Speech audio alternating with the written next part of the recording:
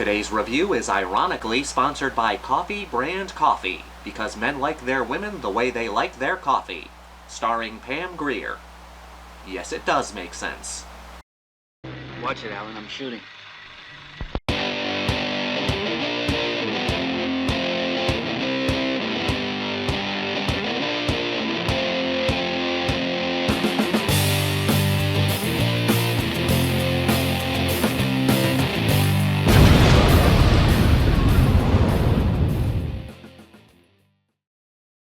Coffy. Go on, get out of here. Get out! Today we're looking at one of my favorite Blaxploitation movies starring one of my favorite actresses. Pam Grier as Coffy is an icon in the Grindhouse. Coffy was one of the first examples of strong, badass women in film. One of them. This is the end of your rotten life, you motherfucking dope pusher! I should clarify American cinema because there were a lot of badass ladies in foreign films, one of those being the female prisoner Scorpion movie, which came out in 1972. I do hope to cover that series sometime on this channel.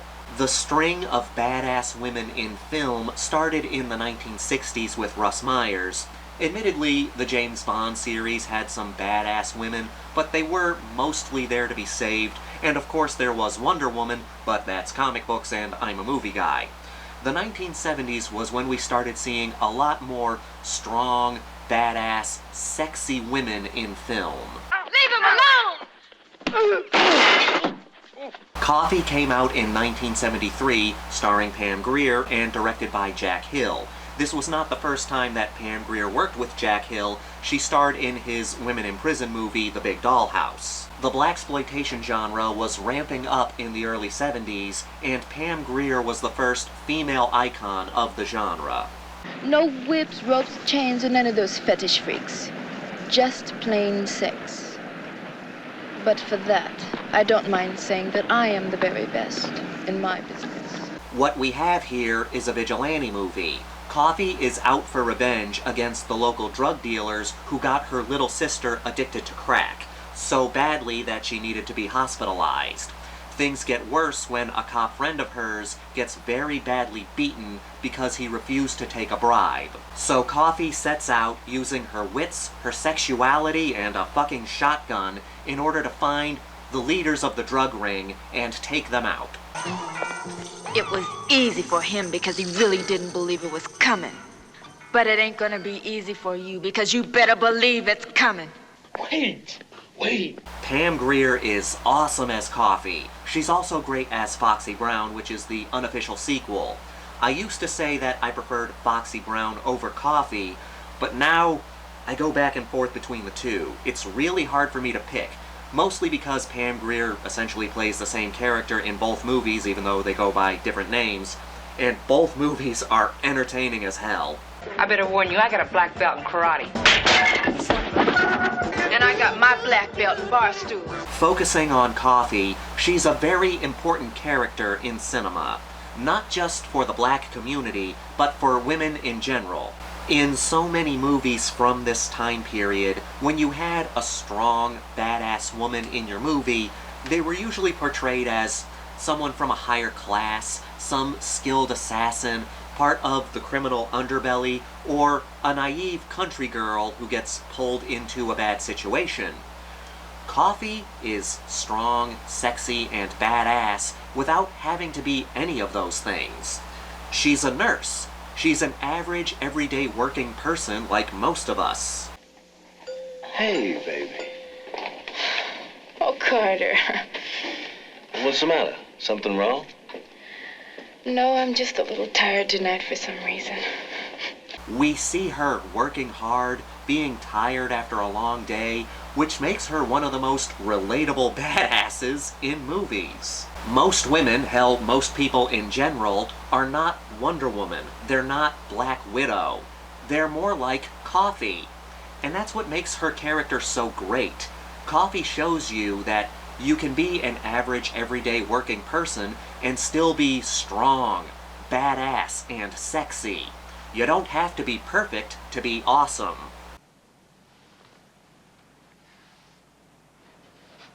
You want me to crawl, white motherfucker? What are you doing? Put that down. That aspect plays into the revenge as well.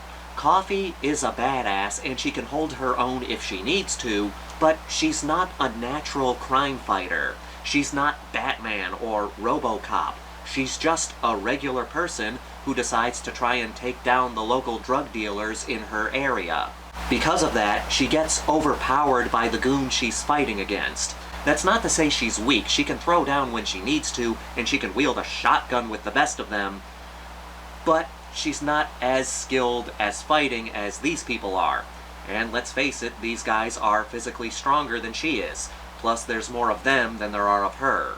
So she has to use her wits in order to beat these guys. There are moments where we see her planning ahead, moments when we see her thinking on her feet, moments where she turns the goons against each other. Man, what did I do? And I don't even know what I did. Now, come on now. Hey, Studs! Studs! Studs, don't just sit there, do something! Studs! One of my favorite scenes is when Coffy knows that she's gonna have to fight somebody who fights dirty, so she starts hiding razor blades in her hair.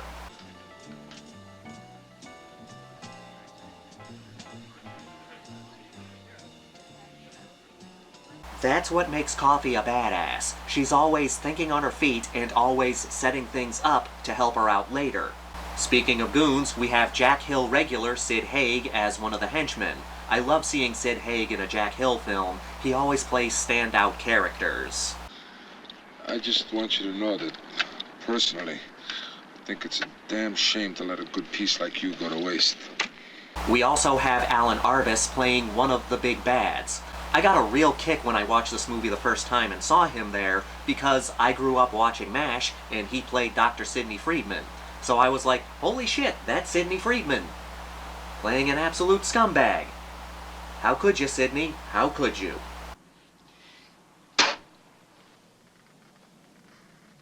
Now, this being a Vigilante movie, it has all the Vigilante action we're looking for, but not until the third act. We do get some good death in the opening, but after that we have to wait for the third act for Coffy to start gunning people down. The majority of this movie follows Coffy as she's trying to find the leaders of the drug operation in the area. After all, she can kill as many pushers as she wants to, but in order to really put a stop to things, she has to take out the head honcho. Hey, what's happening? Do you know a lady named Priscilla that lives around here? Yeah, back there up the steps. But just because there's not much shooting doesn't make the movie boring.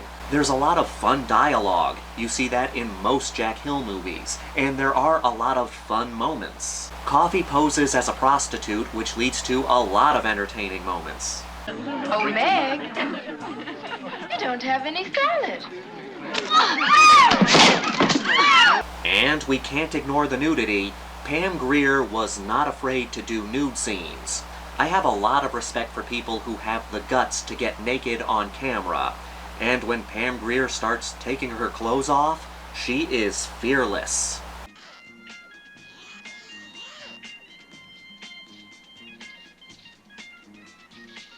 Pam Grier can be sensual and delicate one minute and kick-ass the next. While it does take a while to get to the vigilante action, there's never a dull moment. Pam Grier alone makes this film a fun watch. Coffy is a great addition to the Blaxploitation genre. Pam Grier is great. There are so many fun moments. I would recommend this movie to anybody who just wants a solid, entertaining flick. And with that, let's get to the Grindhouse rankings. We've got a body count of about 10. The kills mostly consist of gunshots, but we've also got a decent neck stabbing and a guy getting hit by a car. There's a fair amount of nudity here. We get Pam Grier naked, plenty of lady breasts, and a few male butts.